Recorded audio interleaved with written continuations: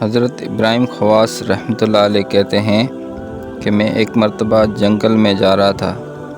راستے میں ایک نصرانی راہب مجھے ملا جس کی کمر میں زنار، پٹکا یا دھاگا وغیرہ جو کفر کی علامت کے طور پر کافر باندھتے ہیں بندھ رہا تھا۔ اس نے میرے ساتھ رہنے کی خواہش ظاہر کی۔ کافر فقیر اکثر مسلمان فقراء کی خدمت میں رہتے چلے آئے ہیں۔ میں نے ساتھ لے لیا۔ 7 دن تک ہم چلتے رہے، نہ کھانا نہ پینا۔ 7ویں دن اس نصرانی نے کہا، اے محمدی، کچھ اپنی فتوحات دکھاؤ۔ کئی دن ہو گئے کچھ کھایا نہیں۔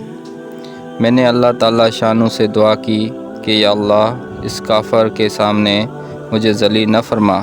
میں نے دیکھا کہ فوراً ایک خواں سامنے رکھا گیا جس میں روٹیاں، بھنا ہوا گوشت اور تر و تازہ کھجوریں اور پانی کا لوٹا رکھا ہوا تھا۔ ہم دونوں نے کھایا، پانی پیا اور چل دیے۔ 7 دن تک چلتے رہے۔ 7ویں دن میں نے اس خیال سے کہ وہ نصرانی پھر نہ کہہ دے، جلدی کر کے اس نصرانی سے کہا، اس مرتبہ تم کچھ دکھاؤ، اب کہ تمہارا نمبر ہے۔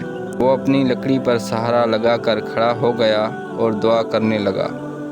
جب ہی 2 خواں، جن میں ہر چیز اس سے دگنی تھی جو میرے خواں پر تھی، سامنے آ گئی۔ مجھے بڑی غیرت آئی، میرا چہرہ فیکا ہو گیا، میں حیرت میں رہ گیا۔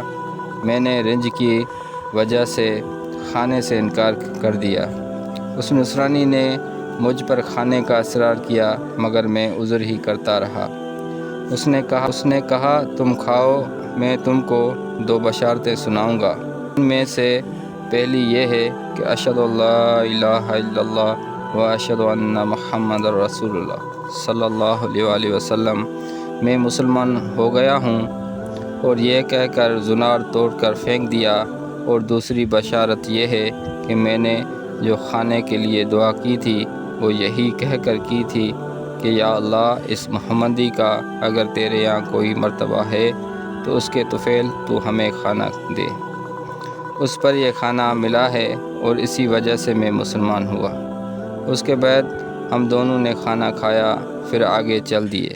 آخر مکہ مکرمہ پہنچے، حج کیا، اور وہ نو مسلم مکہ ہی میں ٹھہر گیا، وہیں اس کا انتقال۔ کافروں کے اس طرح مسلمان ہونے کے بہت سے واقعات تواریخ کی کتب میں موجود ہیں، اور اس واقعے سے یہ بھی معلوم ہوا کہ اللہ تعالیٰ شانہ بسا اوقات دوسروں کے طفیل کسی کو روزی دیتے ہیں جن کو وہ ملتی ہے۔